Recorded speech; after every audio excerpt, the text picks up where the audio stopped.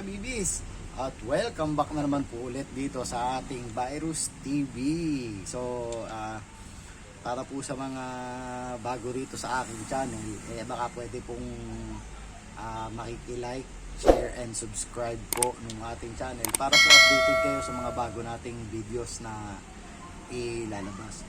So ngayon mga kabibis, meron tayong bagong dumating na unit.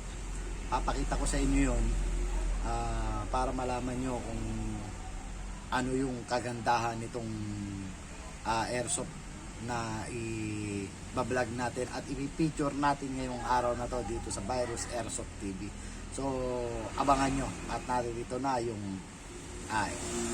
pistol, hindi pala pistol mga kabibis, kung hindi isang rifle. Eto na, ilalabas na natin yan mga kabibis. So yan mga kabibis, kanina muntik na akong madulas ano. So hindi po pistol ngayon ang ating iba-vlog, kung hindi isang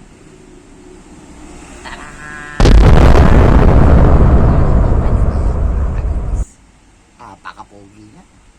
Tingnan niyo naman yun.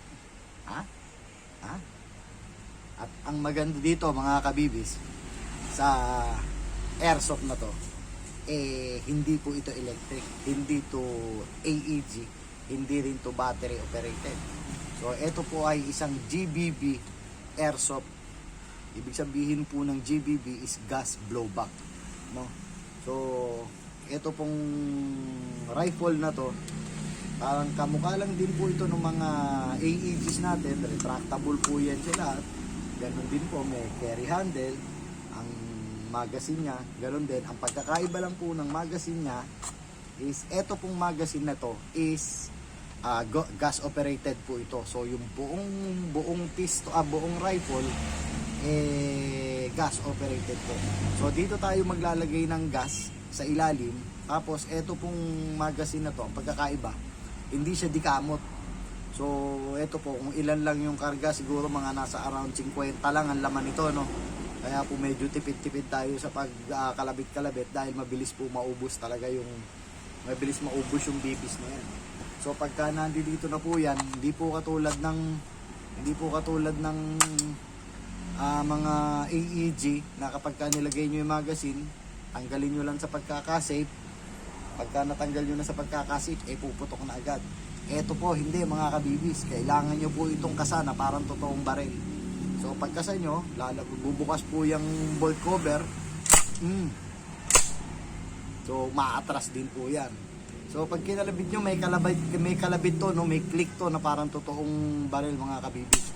So ang maganda rito mga kabibis, kaya siya tinawag na blowback dahil tuwing puputok siya, etong bolt na to mga kabibis, umaatras yan, nagre-recoil yan siya.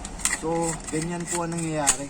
So parang totoong baril po ang nangyayari sa kanya. So umaatras-atras, meron siyang recoil, kumbaga merong papag.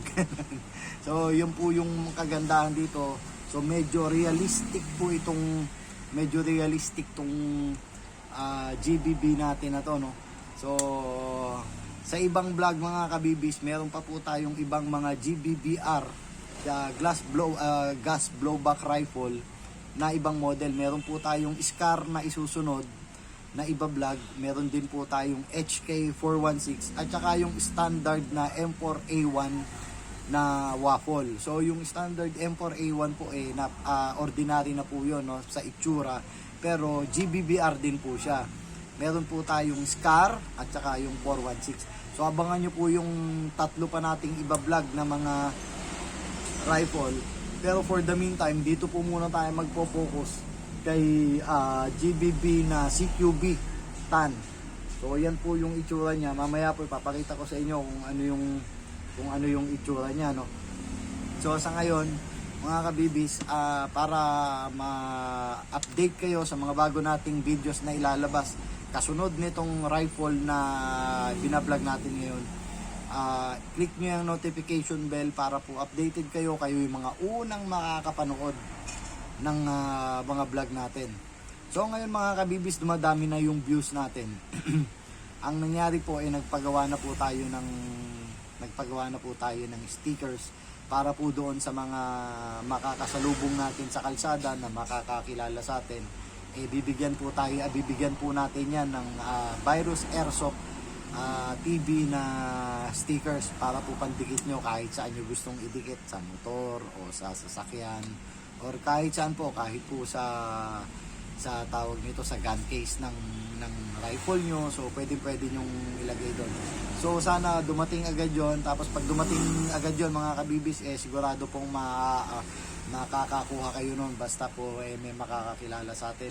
At saka mga kabibis, konting suporta po, ulitin ko po, sana po